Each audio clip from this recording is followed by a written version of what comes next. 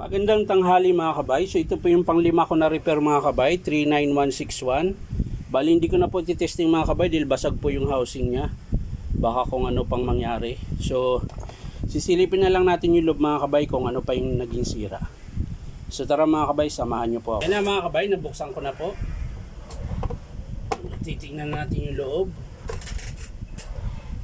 Yun. Bungi na naman mga kabay.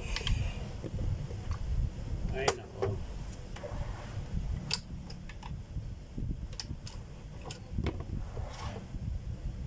Ano ka, bago-bago pa yung armature.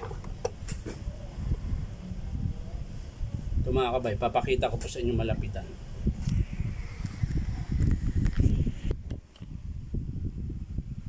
Ayan po mga kabay, oh. Pansinin nyo po yung ibang ngipin mga kabay, buo. Ayan, pero pagdating po dito sa ayan, dalawa kaagad yan mga kabay. Pangatlo, bungi, ayan. Tatlo pong ngipin yung nabungi, ayan. Ayan.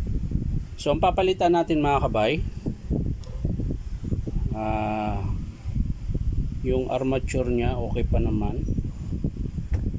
Titingnan natin kung wala pang tama. Ayan. So okay pa po yung armature. Ayan.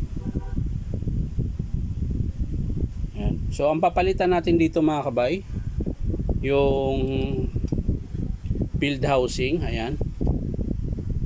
Tsaka yung okay pa po yung field coil nya mga kabay. Ayan.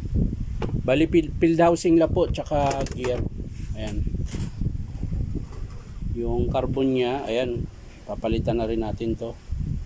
So yan lang po mga kabay, yung gear, field housing, ito po yung basag.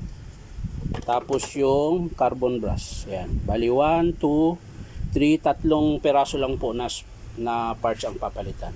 So yan lang mga kabay, di ko na po ipapakita sa inyo paano buuin. Papakita ko na lang sa inyo mga kabay kapag in-approve ng customer.